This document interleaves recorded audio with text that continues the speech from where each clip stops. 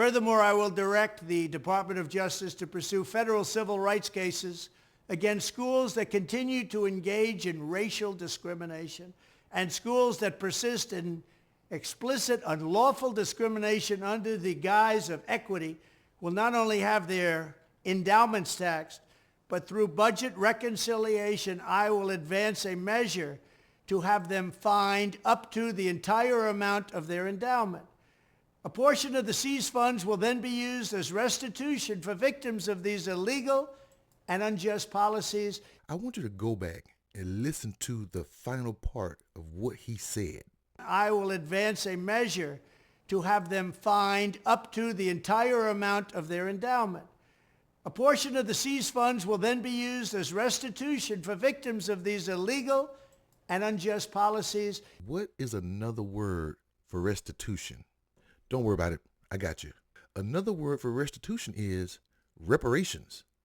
His plan is to get children, young men and women that are trying to get into certain colleges and certain universities because it helps on a resume.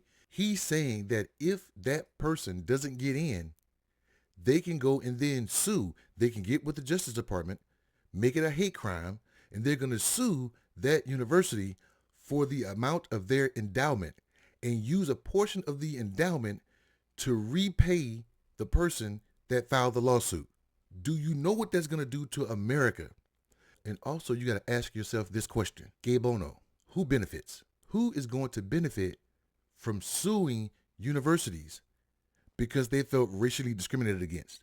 Most people on MAGA side would say black people and Hispanic people and Asian people. No, you're wrong, because Stephen Miller is out there right now doing commercials just like this one. When did racism against white people become okay? Joe Biden put white people last in line for COVID relief funds. Kamala Harris said disaster aid should go to non-white citizens first. Liberal politicians block access to medicine based on skin color. Progressive corporations, airlines, universities all openly discriminate against white Americans. Racism is always wrong. The left's anti-white bigotry must stop. We are all entitled to equal treatment under law. America First Legal paid for this ad. One of the problems with America is that America is always trying to, for good or bad, they're always trying to make the playing field as level as possible. You have some people out there that don't ever want it to be level because they got a certain agenda. They want it leveled to a plateau to where they continue to succeed and everybody else fails. One of the reasons why we had affirmative action, one of the reasons why we had programs like DEI and things like that, the Civil Rights Act, the Voting Rights Act, the Lilly Ledbetter Act, to make sure women are getting fair wages.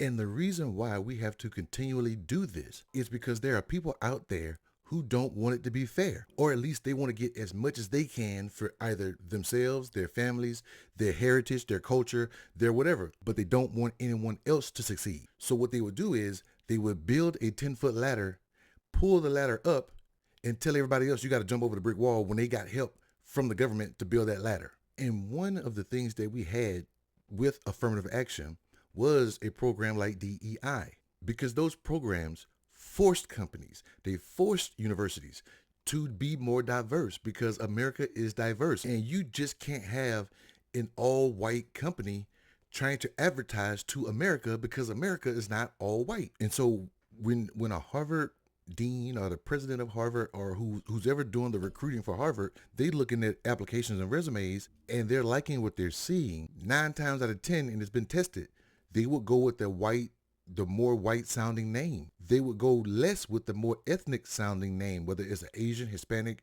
or black name. And so just to get our resumes through the system, people like Warren Sapp does this with his children's names. But you have to realize this child is going to be 21, 23 years old, in college, leaving college, applying to grad school and a different thing. And Shaniqua, Bongwequa, the Bolden don't look that real, don't good. When you got an old white guy that's 50, 60 years old that goes and eats over here with number 50, 60-year-old white guys, and he don't know no Bonquisha and Shaniqua and Aisha and the different kids' names like this, and he can't even pronounce it. So what does he do? Put that one over there. So you kept that in mind when you named your kids?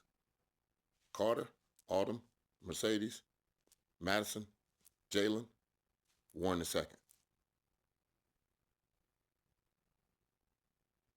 So now that America is being put in a position to where it can be more diverse, and you're seeing more diversity on the Supreme Court, you're seeing more diversity in Congress, you see more CEOs in Fortune 500 companies.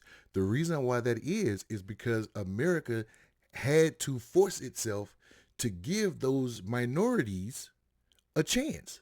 And so because of that chance that minorities are getting now, white people are saying, they're forgetting about us. What about us? So now they want to sue for the same reasons that our grandparents sued for. But I also believe that what Donald Trump is trying to do is going to clash with something else he's trying to do. He wants to get rid of the Department of Education, which funds a lot of universities. And at the same time, he wants to sue those universities for the money that they did get from the federal government.